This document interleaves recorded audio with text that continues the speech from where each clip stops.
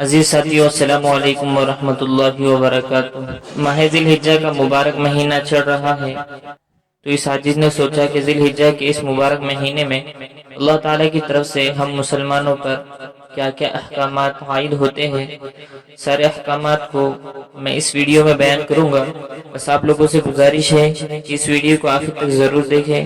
اگر آپ نے اس کو اسکپ کر دیا تو سمجھ لو کہ بہت کچھ مس کر دیا، اور اپنے دوست احباب تک پہنچانے کی فکر کریں۔ تو چلیے بڑھتے ہیں موضوع کی طرف۔ قرآن و سنت میں غور کرنے سے معلوم ہوتا ہے کہ مسلمانوں کے لیے اس مہینے میں 10 خصوصی احکام ہیں۔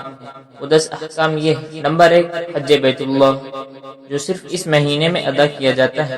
نمبر 2، قربانی، صاحب استطاعت مسلمانوں پر واجب ہے اور اسے صرف اس مہینے کے 3 دنوں میں ادا کیا جا سکتا ہے۔ نمبر 3، عید الاضحیٰ، قربانی، نماز، خوشی اور اللہ پاک کی طرف سے اپنے بندوں کی دعوت کا دن اسی مہینے میں ہے۔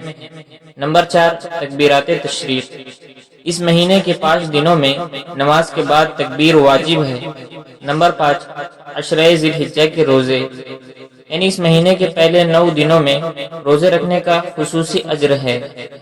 نمبر 6، یوم عرفہ کا روزہ، اس مہینے کی 9 تاریخ جو یوم عرفہ کہلاتی ہے، اس کے روزے کا خاص اجر ہے۔